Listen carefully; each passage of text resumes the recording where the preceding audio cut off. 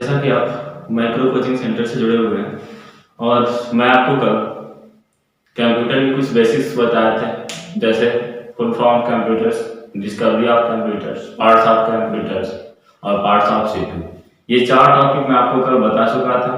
जैसा कि मैं बताया था कि अपने नेक्स्ट क्लास में आपको इंट्रोडक्शन ऑफ कंप्यूटर्स और व्हाट इज कंप्यूटर अर्थात कंप्यूटर का परिचय तथा कंप्यूटर को परिभाषा, अर्थात कहने का तात्पर्य है कि आज के सेकेंड वीडियो में हम कंप्यूटर के विषय में अब जानेंगे। अब तक केवल कंप्यूटर के भागों को देखें, कंप्यूटर के बारे में जाने थोड़ा बहुत। अब इसके बाद आगे हम जानेंगे कंप्यूटर का परिचय क्या होता है, कंप्यूटर क्या है, कंप्यूटर कितने प्रकार का होता है तथा उनके कितने कितने भाग होते हैं। तो आप ये हम देखते हैं पहला topic, introduction of computers. First topic समझिए, introduction of computers. Introduction of computers, जिसको हिंदी में कहते हैं कंप्यूटर का परिचय। कंप्यूटर का परिचय, देखिए कंप्यूटर का परिचय अर्थात कहने का तात्पर्य कि कंप्यूटर्स कहां से आया, किसके नाम पर इसका नाम कंप्यूटर पड़ा। तो सबसे पहली बात करता हूं, ये आया कहां से था। तो कंप्यूटर लैटिन भाषा के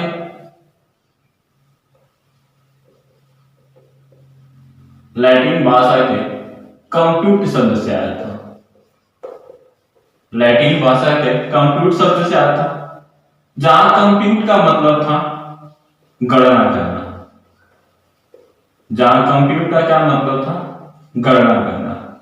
जैसा कि मैं कल आपको थोड़ा सा बताया था कि कंप्यूटर क्या गणना करने वाली मशीन है जो विद्युत से चलती है। तो सबसे पहली बात कि कंप्यूटर के परिचय में कल थोड़ा सा जाने थे कि कंप्यूटर कैसी मशीन होती है। तो सबसे पहली बात होती है कि कंप्यूटर कैसी मशीन होती है। तो कंप्यूटर एक इलेक्ट्रॉनिक मशीन होती है। कैसी मशीन होती है, इलेक्ट्रॉनिक मशीन होती है। पहली बात, कंप्यूटर कैसी मशीन है, इलेक्ट्रॉनिक मशीन है। दूसरी बात हम देख रहे हैं कि लैटिन भाषा के कंप्यूट शब्द से आया था, जिसका मतलब क्या था, गणना करना।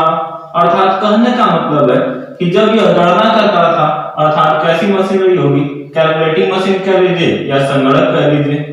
इंग्लिश में कहते हैं कैलकुलेटिंग मशीन और हिंदी में इसको कहते हैं संगणक। संगणक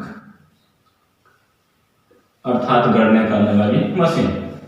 तो एक बात समझ में कि कंप्यूटर का परिचय, कंप्यूटर के परिचय में कहा जाता है कि कंप्यूटर लैटिन भाषा के कंप्यूट शब्द से आया था, जिसका मतलब क्या था, गणना करना। अर्थात कहने का सीधा तात्पर्य है कि कंप्यूटर एक गणना करने वाली मशीन है जो लैटिन भाषा के कंप्यूट शब्द से ली गई है, और इसी की वजह से इसको संगणक के नाम से भी जाना जाता है। कंप्यूटर को हम संगणक के नाम से भी जानते हैं। तो इतनी बात समझ में आई कि कंप्यूटर लैटिन भाषा के कंप्यूट शब्द से लिया गया, जिसका तात्पर्य गणना करना था। अतः इसको हम लोग क्या कहते हैं, संगणक भी कहते हैं। और सबसे पहली बात कि कंप्यूटर कैसी मशीन होती है, तो विद्युत से चलने वाली मशीन है, अर्थात इलेक्ट्रॉनिक मशीन होती है। ठीक, अब देखिए ये तो रहा कंप्यूटर का परिचय कि कंप्यूटर क्या है। अब बात करेंगे व्हाट इज कंप्यूटर। कंप्यूटर क्या है, कंप्यूटर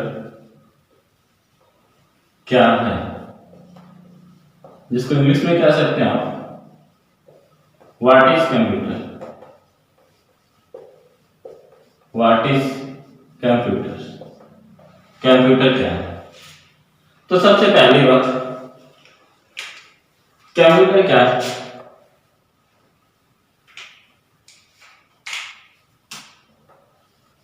कंप्यूटर एक इलेक्ट्रॉनिक डिवाइस है। कंप्यूटर एक इलेक्ट्रॉनिक डिवाइस है। कंप्यूटर एक इलेक्ट्रॉनिक डिवाइस है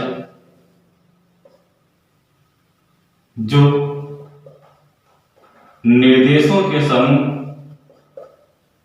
जो निर्देशों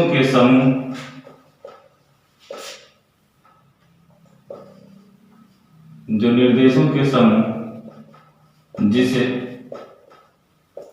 डेटा कहते हैं,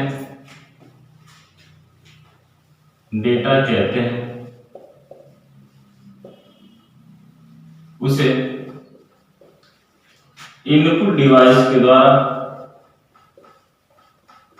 इनपुट डिवाइस के द्वारा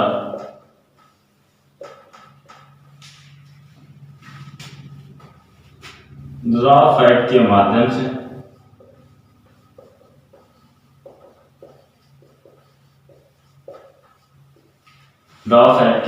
से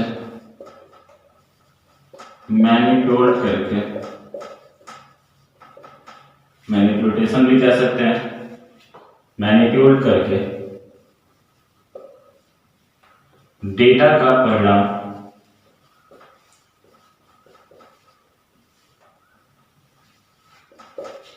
आउटपुट डिवाइस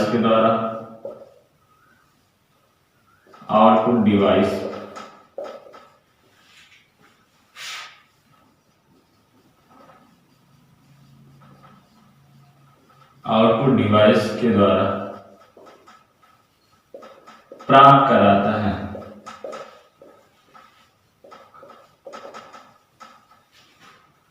अर्थात कंप्यूटर एक इलेक्ट्रॉनिक डिवाइस है जो निर्देशों के समूह जिसे डेटा कहते हैं उसे इनपुट डिवाइस के द्वारा रॉ फैक्ट के माध्यम से मैनिपुलेट करके डेटा का परिणाम आउटपुट डिवाइस के द्वारा प्राप्त कराता है।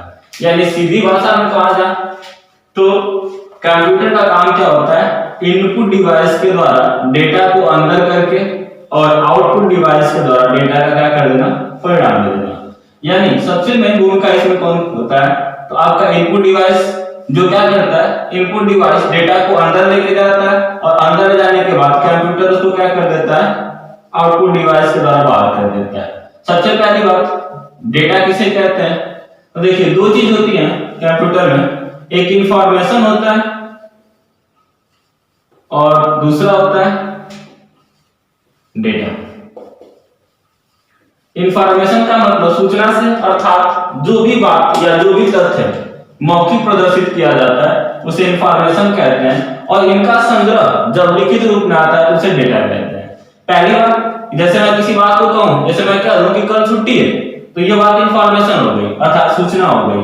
ठीक, दूसरी बात है डेटा है आपका, तो डेटा क्या होता है, जो आपको ये तथ्य लिखित प्रदर्शित हो रहे हैं, दिखाई दे रहे हैं, ये आपका क्या है, डेटा है। मतलब जब किसी बात को लिख दिया जाए या मतलब उसका प्रदर्शन मिले तो ये आपका क्या है, डेटा है। और जब यही बात मैं मौखिक कहूं तो क्या है, इंफॉर्मेशन है। तो इंफॉर्मेशन, कंप्यूटर का काम क्या होता है, इंफॉर्मेशन से डेटा में कन्वर्ट करना और डेटा को क्या कर देना, इंफॉर्मेशन में कन्वर्ट कर देना। जैसे छोटी भाषा में समझ लेता हूं, जैसे मैं किसी बात को, जैसे वॉइस रिकॉर्डर देख लीजिए, वॉइस रिकॉर्डर में क्या होता है कि हम अपने इंफॉर्मेशन को डेटा के रूप में अर्थात ऑडियो के रूप में संग्रहित कर लेते हैं। तो जो हम बोल रहे थे वो आपका इंफॉर्मेशन था, जो रिकॉर्ड हुआ वो आपका क्या हो गया, डेटा हो गया। फिर मैं उसको साउंड के सहायता से फिर क्या करता हूं, जैसे मान लीजिए कोई साउंड प्ले करता हूं तो अब वो डेटा किस रूप में कन्वर्ट हो जाएगा, इंफॉर्मेशन में। यानी कंप्यूटर का काम होता है इनपुट से क्या कर देना, आउटपुट निकालना। इतनी बात समझ में आ गई होगी कि कंप्यूटर एक इलेक्ट्रॉनिक मशीन है जो निर्देशों के समूह जिसे डेटा कहा जाता है उसे इनपुट डिवाइस के द्वारा अंदर प्रवेश कराता है। प्रवेश कराने के बाद देखिए अब अगली बात आती है रॉ फैक्ट क्या होता है। तो रॉ फैक्ट का मतलब होता है खंडन से। जैसा कि मैंने कल आपको बताया था पार्ट्स ऑफ सीपीयू में, कि पार्ट्स ऑफ सीपीयू में आपके 3 खंडन होते हैं, एमयू का, सीयू का और एलयू का। तो ये टूटने की प्रक्रिया होती है, इसे कहते हैं रॉ फैक्ट। रॉ फैक्ट के बाद आता है मैनिपुलेशन। तो मैनिपुलेशन क्या होता है, तो मैनिपुलेशन आपकी वह प्रक्रिया होती है जिसमें डेटा एक यूनिट से दूसरे यूनिट में क्या करता है, प्रवेश करता है। अर्थात कहने का सीधा तात्पर्य है कि मैनिपुलेशन के सहायता से जो डेटा होता है हमारा वो एक यूनिट से दूसरे यूनिट से तीसरे यूनिट में जाता है, अर्थात एमयू से सीयू में और सीयू से एलयू में जाता है। और जब वो प्रक्रिया समाप्त हो जाती है एक यूनिट से दूसरे यूनिट में जाने की, तब हमारा क्या करता है, आउटपुट डिवाइस आता है और आउटपुट डिवाइस आने के बाद यह डेटा का क्या कर देता है, परिणाम दे देता है। तो इतनी बात तुमको समझ में आ गई होगी कि इनपुट डिवाइस के द्वारा हम लोग डेटा को क्या करेंगे, रिसीव कराएंगे, और इसके बाद इनपुट डिवाइस के बाद रिसीव कराने के बाद वह सीपीयू में जाता है। फैक्ट मतलब होता है खंडन होता है, खंडन के बाद वो एक दूसरे में प्रवेश करता है, प्रवेश करने के बाद वो प्रक्रिया समाप्त हो जाती है, स्टोर करने के बाद वो क्या हो जाता है, आउटपुट पे शो कर देता है, और इसी को हम क्या कहते हैं, कंप्यूटर कहते हैं। इतनी बात आपको समझ में आ गई कंप्यूटर क्या है। इसको लिखना चाहते हैं तो लिख सकते हैं, या वीडियो को पोस्ट करके आप जब भी चाहे जैसे भी चाहे वैसे नोट्स क्रिएट कर सकते हैं। इसके बाद हम लोग आगे चलते हैं अगली टॉपिक पे। देखिए इसके पहले हमने पढ़ा इंट्रोडक्शन ऑफ कंप्यूटर, इसके बाद हो गया आपका कंप्यूटर। अब बात कर लेते हैं कंप्यूटर की विशेषताएं क्या है, जिसको कहते हैं इंग्लिश में characterise of computers. Characterise of computers.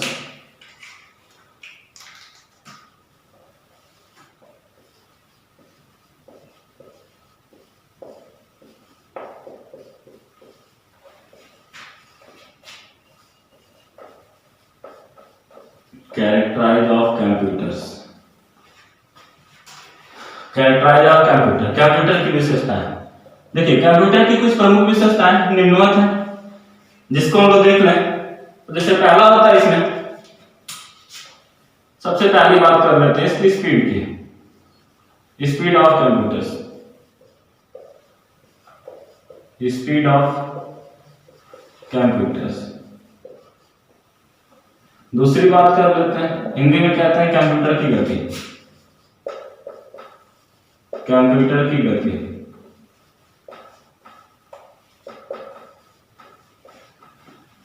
Second बात होता है एक्यूरेसी ऑफ कंप्यूटर्स।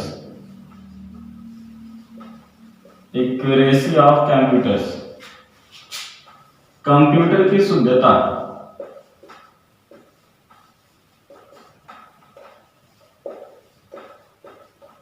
कंप्यूटर की शुद्धता। तीसरा होता है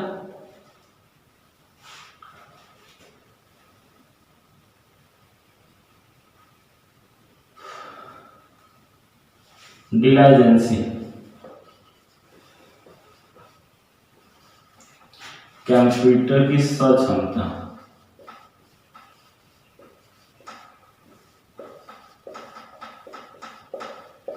सक्षमता। और अगला होता है वर्सैटिलिटी, कंप्यूटर की व्यापक उपयोगिता।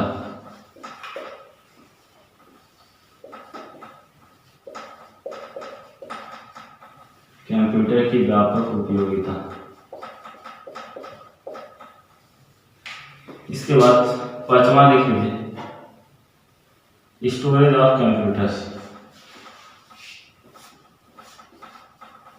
स्टोरेज ऑफ कंप्यूटर, कंप्यूटर की भंडारण क्षमता। कंप्यूटर की भंडारण क्षमता।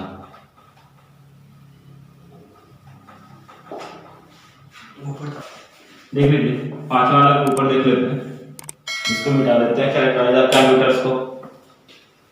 देखिए पांचवा कैरेक्टराइज, पांचवा था हमारा storage of computers. Storage of computers, computer की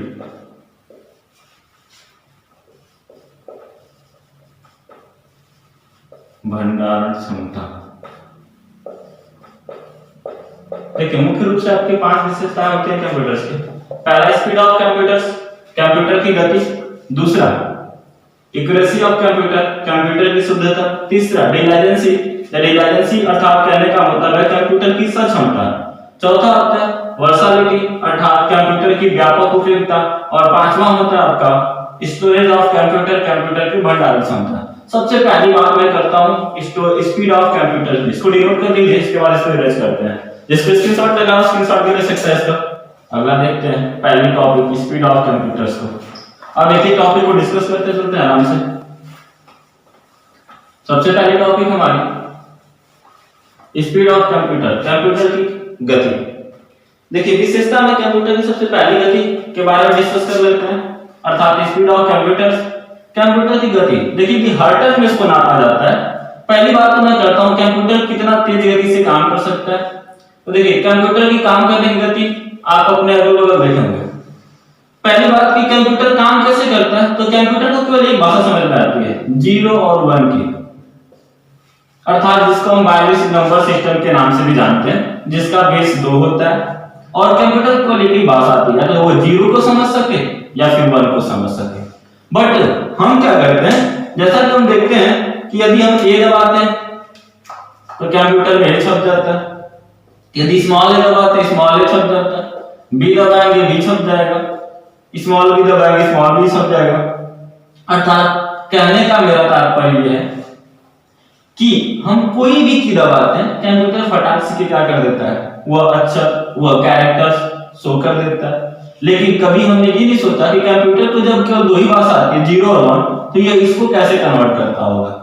ठीक, आप सोचिए कि इसको 0 और 1 के रूप में पढ़कर और ए के रूप में लाता, और हम क्या करते हैं केवल की दबाते हैं और हमारे डेस्कटॉप अर्थात मॉनिटर पे वो अक्षर शो करना चालू कर देता है।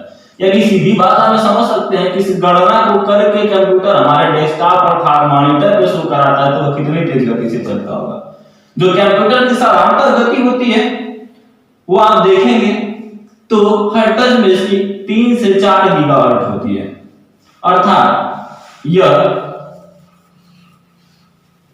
3 से 4 गीगाहर्ट्ज की स्पीड से कंप्यूटर क्या करता है, किसी मैटर को कैलकुलेट कर सकता है। यही बात मैं यदि सेकंडों में कर लूं तो एक बात तो आपको समझ में आ गई कि कंप्यूटर की साधारणतः गति कितनी होती है, 3 से 4 गीगाहर्ट्ज होती है। कंप्यूटर की साधारणतः गति 3 से 4 गीगाहर्ट्ज होती है।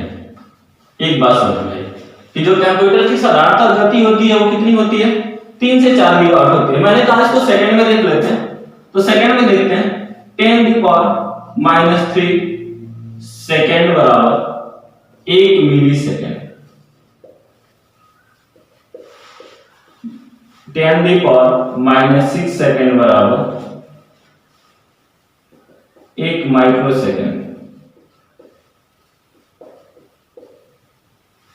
10⁻⁹ सेकंड बराबर 1 नैनोसेकंड।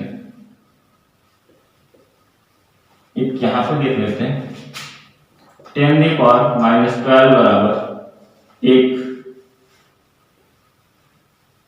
पिकोसेकंड।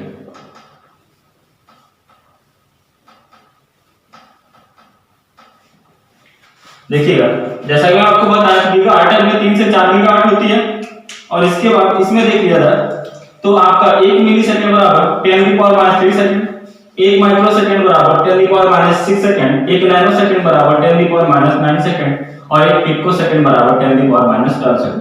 छोटी सी बात मैं बस ओनली मिलीसेकंड की बात कर लेता हूं।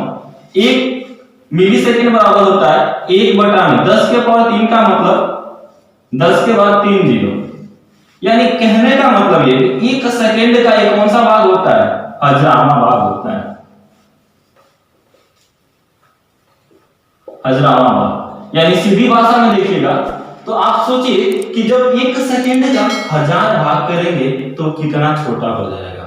अर्थात सीधी सीधी भाषा में कहूं तो यदि आप 1 सेकंड का 1000 भाग करें, देखिए हमारी पलकों को भी झपकने में 1 सेकंड लग जाता है, और यह उससे भी कम समय में काम करता है। वही नहीं, यदि इसको किया जाए तो देख लीजिए कितना हो जाएगा, 10⁻6 का मतलब हो गया 1/10 के बाद 6 जीरो, इकाई दहाई सैकड़ा हजार 10,000 लाख 10 लाख करोड़। यानी 1 सेकंड का करोड़वां भाग। अब आप सोच सकते हैं 1 सेकंड का जब करोड़वां भाग करेंगे, यानी एक छोटे से सेकंड का करोड़ भाग करेंगे तो कितना छोटा हो जाएगा। उतने समय में हमारा काम कंप्यूटर क्या कर देता है, सॉल्व कर देता है। उससे भी तेज कब चलेगा, जब नैनो में जाएगा। उससे भी तेज कब चलेगा, जब पिको में जाएगा। तो अब आपको समझाने की जरूरत नहीं, आप खुद समझ जाएंगे कि कंप्यूटर कितना कम समय में और कितनी बड़ी बड़ी गणनाओं कर सकता है। इसीलिए कंप्यूटर को धारणा मानी गई है कि कंप्यूटर बड़ी से बड़ी गणनाओं को कुछ ही मिनटों व सेकंडों में सॉल्व कर सकता है। दूसरी बात कर लेते हैं इसे, इतनी बात तो समझ में आ गई कि यह बहुत ही कम समय में किसी गणना को क्या कर सकता है, सॉल्व कर सकता है। यानी कंप्यूटर की गति क्या होती है, बहुत ही तेज होती है। और कितनी होती है, तो 3 से 4 गीगाहर्ट्ज होती है। यह बात मैं सेकंड में भी आपको समझा दिया। तो पहली टॉपिक तो आपको क्लियर हो गई होगी, स्पीड ऑफ कंप्यूटर, कंप्यूटर की गति। एक बार और देख लेते हैं। तो पहली बात मैंने आपको बताया कि कंप्यूटर की सराहता गति कितनी होगी, 3 से 4 गीगाहर्ट्ज होगी। यदि सेकंडों में मापना चाहते हैं तो 10⁻³ में मापा जाता है, 6 में मापा जाता है, 10⁻৯ मापा जाता है, 10⁻12 मापा जाता है। तो इतनी बात समझ में आ गई। अब दूसरी बात हम कर लेते हैं अपने एक्यूरेसी ऑफ कंप्यूटर, कंप्यूटर की शुद्धता का।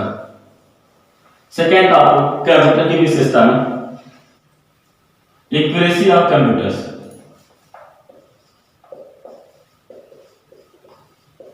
एक्यूरेसी ऑफ कंप्यूटर, हिंदी में मैंने आपको बताया था कंप्यूटर की शुद्धता।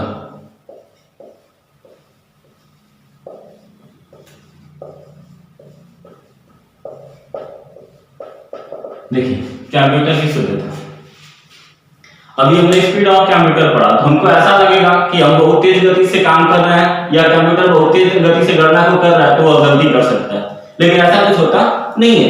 ये भले ही तेज गति से गणना करता है लेकिन यह गलती नहीं करता है।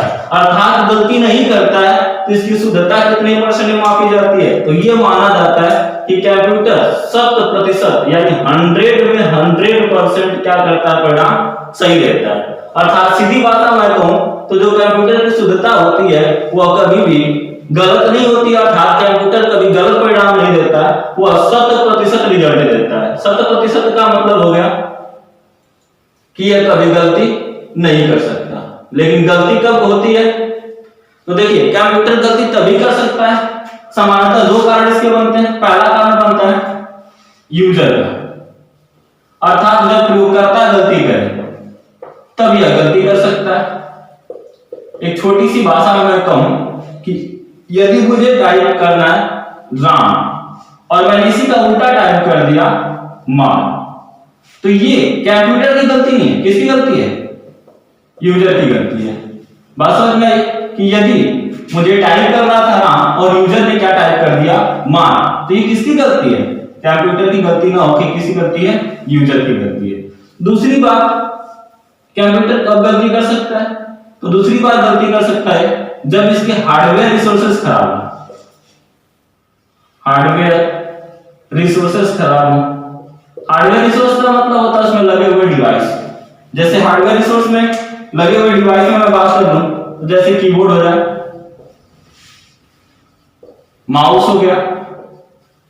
जैसे कीबोर्ड की कोई बटन खराब है, आप दबा रहे हैं इसको, एक बार दब के जा रही है 5 बार। जैसे मुझे एक बार लिखना था, या अभी कितनी बार लिखेगा, 5 बार।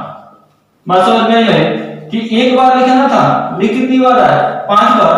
अर्थात सीधी भाषा में एक बात करूं तो ये देखने को मिल रहा है कि जब इसके हार्डवेयर रिसोर्स खराब हो तब यह गलती कर सकता है। लेकिन कहीं भी देखने को हमको नहीं मिला कि कंप्यूटर गलती करे, नहीं, कंप्यूटर कभी गलती नहीं कर सकता। कंप्यूटर जो आपका रिजल्ट देता है वो 100% देता है, 100 में 100% देता है। गलती कब हो सकती है, जब यूजर करेगा, या दूसरी बात हार्डवेयर रिसोर्स खराब हो, यानी कंप्यूटर में लगे हुए डिवाइस खराब हो। ठीक है, इतनी बात समझ में आई। यदि आपसे क्वेश्चन पूछता है कि कंप्यूटर की शुद्धता कितने % होती है, तो उसमें आपको 4 विकल्प दे देगा। तो कंप्यूटर की शुद्धता कितनी % होती है, 100% यानी 100% होती है। ठीक, तो दो बात समझ में आ गई कंप्यूटर की विशेषता में आपको कि कंप्यूटर की जो गति होती है वह काफी तेज होती है, जिसको मापने के लिए हम लोग देख सकते हैं हर्ट्ज में तो 3 से 4 गीगाहर्ट्ज मैंने बताया, सेकंडों में आपको 4 प्रकार से बताया। फिर ऐसा मैंने देखा कि जब कंप्यूटर उतना तेज गति से गति कर रहा है या उतना तेज गति से कार्य कर रहा है तो वह गलती कर सकता है। लेकिन जो कंप्यूटर साइंटिस्ट थे, जो उन्होंने प्रयोग किया तो देखा कि किसी प्रकार की गलती नहीं कर रहा, वो 100% रिजल्ट दे रहा है। गलती कब हो रही है, तो पहला जब यूजर गलती कर रहा है तब हो रही है, या फिर उसके हार्डवेयर रिसोर्सेज खराब हो तब हो रही है। यानी सीधी भाषा में क्या है, तो कंप्यूटर की शुद्धता कितनी % होती है, 100% होती है। आगे चले, अब तीसरी टॉपिक देख लेते हैं आपकी। अब अगली टॉपिक के लिए इतना काफी ज्यादा हो गया आपके लिए। अब देखते हैं तीसरी टॉपिक, कल से देखेंगे। तीसरी टॉपिक आपकी थी कंप्यूटर की सर्च क्षमता, diligency. Diligency of computers, diligency of computer, Hindi में कहते हैं कंप्यूटर की सर्च क्षमता। इसको आप कल से पढ़ेंगे। तीन टॉपिक कंप्यूटर की विशेषता में कल पढ़नी होगी हमको। एक पहला डिलाइजेंसी ऑफ कंप्यूटर्स, दूसरा वर्सेटिलिटी ऑफ कंप्यूटर और तीसरा स्टोरेज ऑफ कंप्यूटर्स। तो कल आपका यही टॉपिक कंप्यूटर की सर्च क्षमता के साथ शुरुआत करेंगे। और हाँ, एक बात और आपसे है कि यदि किसी भी प्रकार की आपको दिक्कत होती है तो आप हमारे व्हाट्सएप नंबर पे कांटेक्ट कर सकते हैं 8299581212। यदि आपके वीडियो में किसी प्रकार की दिक्कत आती है तो उससे भी रिलेटेड तथ्य कर सकते हैं, या आपको कोई टॉपिक नहीं समझ में आती है तब भी आप कमेंट कर सकते हैं। किसी प्रकार का बेफालतू कमेंट या फालतू कमेंट आप नहीं करेंगे, केवल स्टडी संबंधित ही कमेंट करें। धन्यवाद।